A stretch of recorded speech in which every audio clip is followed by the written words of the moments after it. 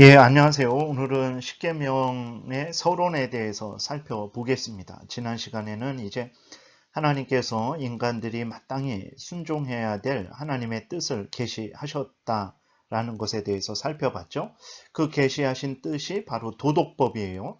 근데 그 도덕법이 이제 십계명으로 요약되어서 우리에게 주어졌다라는 것까지 살펴봤습니다. 그래서 오늘은 그 십계명에 서론되는 부분에 대해서 간략하게 살펴보는 시간을 갖겠습니다. 42문 십계명의 대강령은 무엇인가? 답. 십계명의 대강령은 우리의 마음을 다하고 성품을 다하고 뜻을 다하고 힘을 다하여 우리 주 하나님을 사랑하고 또 이웃 사랑하기를 자기 몸같이 하라 하신 것이다. 이렇게 기록이 되어 있습니다. 그러니까 대강령이라는 것은 이제 가장 중요한 핵심 내용이 뭐냐라고 묻는 거죠. 이제 십계명의 대강령은 바로 이제 마음을, 성품을, 뜻을, 힘을, 목숨을 다해서 하나님 사랑하고 이웃을 내 몸과 같이 사랑하는 것. 그래서 이제 전체적으로 말하면 사랑이죠. 사랑. 근데 십계명에서 말하는 사랑은 하나님의 법에 근거한 사랑이라는 것을 우리가 늘 잊지 말아야 됩니다. 하나님의 성품에 맞아야 되는 것이고 하나님이 계시하신 하나님의 법에, 하나님의 뜻에, 성경 말씀에 근거한 사랑이어야 돼요. 그래서 십계명이 말하는 사랑은 죄를 미워하는 사랑이고 하나님의 법을 따르는 사랑입니다. 죄를 옳다하고 죄를 좋아하고 죄를 범하고 하나님의 십계명을 통해서 또 성경 전체를 통해서 드러내신 하나님의 뜻을 어기는 것은 결단코 사랑이 될 수 없습니다. 그 인간들이 인정하는 사랑은 될 수 있어도 하나님이 명령하신 사랑도 아니고 하나님께 받아들여지는 사랑도 아니에요. 그렇기 때문에 예를 들어서 동성애를 인정하고 조장하는 일은 하나님의 사랑 안에 자리 잡을 수 없습니다. 그들이 사랑이라는 그러한 근거로 해서 동성애를 합법화하고 동성 가족이라든지 그러한 동성 결혼 이러한 모든 것을 합법화하려고 하는 것은 결단코 하나님 앞에서 용납될 수 없는 것임을 우리는 늘 잊지 말아야 됩니다. 십계명이 말하는 사랑은 하나님의 법에 근거한 사랑이에요. 죄를 미워하는 사랑입니다. 물론 동성애를 하는 사람들을 불쌍히 여기고 그들을 또 사랑해서 그들이 동성애를 멈추고 하나님께로 회개하고 돌아오도록 온 힘을 기울여서 그들을 도와야 되는 것은 마땅한 우리들의 본분이죠.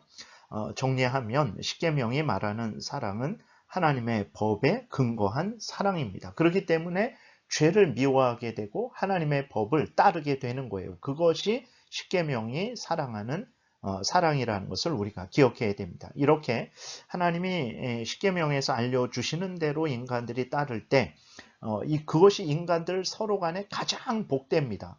왜 그러냐면 하나님의 법은 가장 완전하고 완전한 사랑과 공의에 근거한 법이기 때문에 그것이 이제 인간들 서로 간에도 가장 복되고 유익하게 되는 거예요. 그래서 하나님의 법, 십계명, 하나님의 뜻을 따르는 것이 우리들의 본분이고 또 그것이 우리들에게 복이 된다라는 것을 늘 항상 잊지 말고 기억하고 기쁨으로 즐거움으로 십계명을 따라 살아가야 되는 것입니다. 두 번째 이제 구체적으로 살펴보겠습니다. 십계명의 전체 포괄적인 의무는 사랑이라 그랬는데 그 사랑은 두 가지의 사랑으로 나뉘어집니다. 하나님을 사랑하는 것, 이웃을 사랑하는 것으로 나뉘어지는 거죠. 그래서 먼저 하나님을 사랑하는 부분에 대해서 살펴보겠습니다. 2번. 십계명의 첫 돌판의 핵심은 첫 돌판은 이제 첫 번째부터 네 번째 계명이 기록되어 있는 거죠. 첫 번째부터 네 번째 계명의 핵심은 하나님과 직접적인 관계가 있는 것으로 마음을 다하고 성품을 다하고 힘을 다하고 뜻을 다하여 우리 주 하나님을 사랑하는 것을 나타내는 거예요. 그러니까 하나님을 여러분들이 사랑하고자 하십니까? 하나님을 더 사랑하기를 원하십니까? 그러면 첫 번째, 두 번째, 세 번째, 네 번째 계명을 따라서 살아가시면 됩니다. 하나님은 그렇게 첫 번째부터 네 번째 계명을 따라 살아갈 때 네가 나를 사랑하는구나 라고 인정을 해 주실 것이고 칭찬해 주실 것이고 또 복을 내려 주실 것입니다. 즉 우리가 사랑할 지극히 선하신 하나님으로 믿고 하나님을 그렇게 우리가 사랑할 지극히 선하신 하나님으로 믿고 하나님을 선택하고 하나님에게 애착을 두고 하나님을 즐거워하며 우리의 영혼과 육체의 모든 기능과 능력을 사용하여 사랑에서 기인된 순종을 하는 거예요. 하나님을 사랑해서 순종하는 거죠. 그리고 그 순종하는 것이 하나님을 사랑하는 것입니다. 그래서 마가복음 12장 30절에서도 내 마음을 다하고 목숨을 다하고 뜻을 다하고 힘을 다하여 주 너의 하나님을 사랑하라 하신 것이요. 신명기 6장 4절에 있는 말씀하고 동일한 말씀이죠. 그리고 또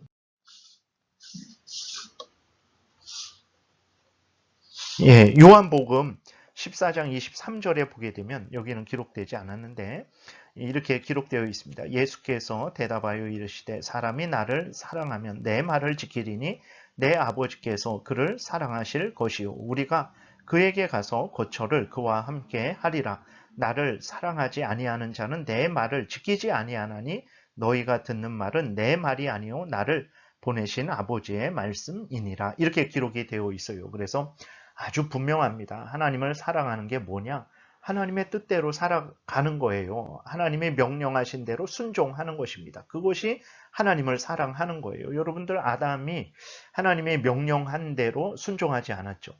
우리는 그러한 아담을 보면서 아담이 하나님을 참으로 사랑했구나라고 어떻게든 변호해 줄 수 있나요? 그럴 수 없습니다. 정말 그 아담이 하나님의 명령을 어긴 것을 통해서 분명하고 명백하게 드러나는 것은 아담이 하나님을 사랑하지 않았다라는 그 사실이 드러나는 거예요. 그래서 요한복음 14장 23절에 그 예수 그리스도께서 말씀하신 것에 근거해서 사랑하는 것은 무엇이냐? 하나님을 사랑하는 것은 무엇이냐? 그랬을 때 하나님의 명령을 따라 순종하는 것입니다. 그것이 하나님을 사랑하는 거예요. 하나님을 사랑하지 않는 것은 무엇이냐? 하나님의 명령을 따르지 않는 것입니다. 십계명을 따르지 않는 거예요. 그것이 첫 번째부터 네 번째 계명대로 따라 살아가지 않는 것이 하나님을 사랑하지 않는 것입니다. 우리가 하나님 앞에 나올 때 편안한 마음으로 감사한 마음으로 어떤 모습으로든 우리가 나올 수 있죠. 그러나 우리가 공적으로 하나님 앞에 예배를 드릴 때에는 하나님을 경외하는 마음만 있어서는 안 되고 그러한 태도도 있어야 된다는 것을 우리가 잊지 말아야 되는 것입니다. 그래서 우리가 하나님을 사랑한다 그러는데 하나님을 경히 여긴다. 그러한 하나님 앞에 드려지는 공적인 예배, 하나님과 하나님께 속한 모든 것들, 하나님의 이름이라는 것이 하나님과 하나님께 속한 모든 것들을 의미하는 거죠. 그랬을 때 공적인 예배를 경히 여긴다. 그것도 하나님을 온전히 사랑하는 것은 아닙니다. 주일 성수를 늘 하지 않으면서 주일 예배를 늘 빠지면서 하나님을 사랑한다 라고 말할 수 없습니다. 하나님을 사랑하는 사람은 첫 번째부터 네 번째 계명을 철저하게 믿고 따르는 것이라는 것을 우리가 잊지 말아야 됩니다. 속이지 말아야 돼요. 우리 자신을 속이지 말고 하나님을 속이지 말아야 됩니다. 하나님을 사랑하는 것은 첫 번째부터 네 번째 계명을 마음과 뜻과 정성과 힘과 목숨을 다해서 순종하는 것, 그것이 하나님을 사랑하는 것입니다. 그 다음에 이제 이웃사랑에 대해서 우리가 살펴보겠습니다. 3번 십계명의 둘째 돌판의 핵심은 인간에게 관계된 것으로 우리의 이웃을 우리 자신과 같이 사랑하는 것입니다. 우리의 이웃은 그리스도인뿐만 아니라 불신자도 포함되며 우리가 우리 자신에게 행하듯이 진실함과 사랑의 확고함으로 우리의 이웃을 사랑하는 것입니다. 그래서 우리 이웃을 사랑하는 것이 이제 십계명 5번째부터 10번째를 통해서 우리에게 하나님이 명령하시는 내용입니다. 그래서 이것도 하나님을 사랑하는 거예요. 하나님의 명령이기 때문에 첫 번째부터 네 번째 계명을 지키는 것만 하나님을 사랑하는 게 아닙니다. 5번째부터 10번째 계명을 지키는 것도 당연히 하나님의 명령이기 때문에 하나님을 사랑하는 것이 된다는 것을 우리가 기억해야 됩니다. 5번째부터 10번째, 다시 말해서 이웃을 내 몸과 같이 사랑하지 않으면서 하나님을 사랑한다라고 말할 수 없어요. 하나님이 우리들에게 명령하신 것은 하나님 사랑과 이웃 사랑이죠. 그 두 가지를 우리가 온전히 준행해야 되는 거예요. 그게 하나님을 사랑하는 것이라는 것을 우리가 기억해야 되는 것입니다. 그 다음에 우리가 조심해야 될 것은 이 십계명을 따라 행하라고 하나님이 우리에게 이제 명령을 하시는 것인데, 이 그리스도를 믿지 않는 자들에게 있어서 십계명은 그들의 죄를 드러내고 그 죄에 대한 영원한 형벌이 선고됨을 증거하는 도구가 되는 거예요. 그러나 예수 그리스도를 믿는 사람들에게 십계명을 지키라라고 하나님이 이 십계명을 주실 때에 그 십계명은 하나님의 자녀된 자들에게, 이미 하나님의 자녀들이 된 자들에게 주어지는 것이라는 것을 기억해야 됩니다. 즉 다시 말해서 하나님이 우리에게 십계명을 주실 때 너희들의 구원이 아직 완성되지 않았으니까 이 십계명을 지켜서 너희들의 구원을 완성해라. 이 십계명을 구원의 수단으로서 주시는 것이 아닙니다. 구원은 예수 그리스도를 믿어 얻는 거예요. 그러니까 예수 그리스도를 믿어 이미 구원 얻은 자들, 하나님의 자녀된 자들에게 하나님의 뜻이 무엇인지를 십계명을 통해서 드러내시고, 이것이 하나님의 뜻이기 때문에 하나님의 자녀된 자들은 당연히 하나님의 뜻대로 살아가게 하시는 거죠. 십계명을 따라서 살아가게 하는 것입니다. 그래서 그리스도인들이 십계명을 지키는 것은 구원 얻으려고 지키는 게 아닙니다. 이미 구원 얻은 자로서 우리의 아버지 되신 하나님의 뜻이 십계명이잖아요. 그러니까 우리를 구원하신 하나님의 뜻인 십계명을 따라서 살아가게 하시려고 우리에게 십계명을 주신 것이지 구원 얻으라고 주신 것이 아니라는 것을 우리가 늘 잊지 말아야 되는 것입니다. 그래서 십계명의 서문을 보게 되면 나는 아직 너희의 하나님이 아니다. 근데 너희들이 십계명을 다 지키면 너희의 하나님이 될 것이다. 이렇게 말씀하고 있지 않고 뭐라고 말씀합니까? 나는 너를 애굽 땅 종되었던 집에서 인도하여 낸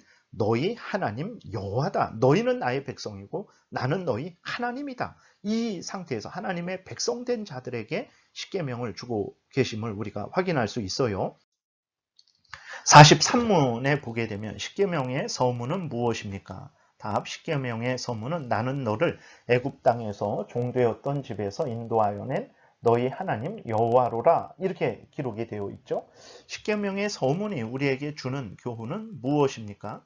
십계명의 서문이 우리에게 가르치는 것은 하나님은 주님이시며 우리의 하나님이시요 구속자이시므로 우리는 그의 모든 계명을 지켜야 한다라는 것입니다. 이미 구원 얻은 하나님의 백성들에게 주신 것입니다. 구원 얻으라고 주신 것이 아니라는 것을 우리가 잊지 말아야 되는 것입니다. 십계명의 서문은 그 서문을 통해서 이제 무엇을 드러내냐? 아직 하나님이 우리 하나님이 아니다. 이것을 드러내는 것이 아니라 십계명의 서문은 하나님은 우리의 창조주 되시고 구원주 되시고 우리의 주님이시고 우리의 하나님이심을 증거하는 거예요. 옛 이스라엘 백성들을 바로와 바로의 노예 생활에서 이끌어 내셨듯이 이것은 예표죠. 우리를 허물과 죄로 죽어있는 상태에서 마귀의 종노릇 하는 상태에서 죄에 대한 하나님의 진노와 저주로부터 우리를 이끌어 내셔서 하나님의 소유 삼으시고 하나님은 우리의 하나님이 되신 것을 십계명의 서문이 증거하는 것입니다. 그래서 히브리서 8장 10절에 보게 되면 또 주께서 이르시되 그날 후에 내가 이스라엘 집과 맺을 언약은 이것이니 내 법을 그들의 생각에 두고 그들의 마음에 이것을 기록하리라. 나는 그들에게 하나님이 되고 그들은 내게 백성이 되리라. 시편 100편 3절에 여호와가 우리 하나님이신 줄 너희는 알지어다. 그는 우리를 지으시니요 우리는 그의 것이니 그의 백성이요 그의 기르시는 양이로다. 이미 예수를 믿어서 하나님의 자녀된 하나님의 백성된 자들에게 십계명을 주셔서 그 십계명을 따라서 신앙생활과 일상생활을 살아가라. 너희는 하나님의 백성이니 하나님의 뜻인 이 십계명을 따라서 하나님의 백성답게 살아가라 라고 이렇게 십계명을 주신 것이죠. 고린도전서 6장 19절 너희 몸은 너희가 하나님께로부터 받은 바 너희 가운데 계신 성령의 전인 줄을 알지 못하느냐? 너희는 너희 자신의 것이 아니라 값으로 산 것이 되었으니 그런즉 너희 몸으로 하나님께 영광을 돌리라, 이렇게 기록이 되어 있습니다. 그래서 십계명의 서문이 우리에게 알려주는 것은 이미 예수를 믿어서 하나님은 우리의 창조주시며 우리의 구원주시고 우리는 우리의 주님이시고 우리의 하나님이심을 증거하는 거예요. 그래서 십계명을 통해서 우리가 확인하게 되는 것은 내가 예수 그리스도를 믿음으로 말미암아 하나님의 자녀가 되었구나. 구원을 받았구나. 하나님이 나의 하나님이 되셨구나. 이것을 확인하는 것입니다. 그러면 나의 하나님 되신 우리 하나님 되신 하나님의 뜻을 따라서 살아가야 되겠다. 그 뜻이 무엇이냐 그랬을 때 바로 십계명이다. 이렇게 우리가 요약을 할 수 있겠습니다. 기도드리겠습니다. 살아계신 하나님 아버지 감사합니다. 오늘도 은혜를 내려주셔서 감사합니다. 예수를 믿어서 우리가 하나님의 자녀 되었습니다. 우리가 어떻게 살아가야 되겠습니까? 우리의 하나님이신 하나님의 뜻대로 십계명을 따라서 신앙생활과 일상생활 모든 삶을 살아가야 되지 않겠습니까? 힘을 주시고 우리가 하나님의 자녀임을 늘 잊지 말게 도우시고 하나님의 뜻인 십계명을 따라서 범사에 살아가게 도우소서. 감사드리고 예수 그리스도의 이름으로 기도드렸습니다. 아멘.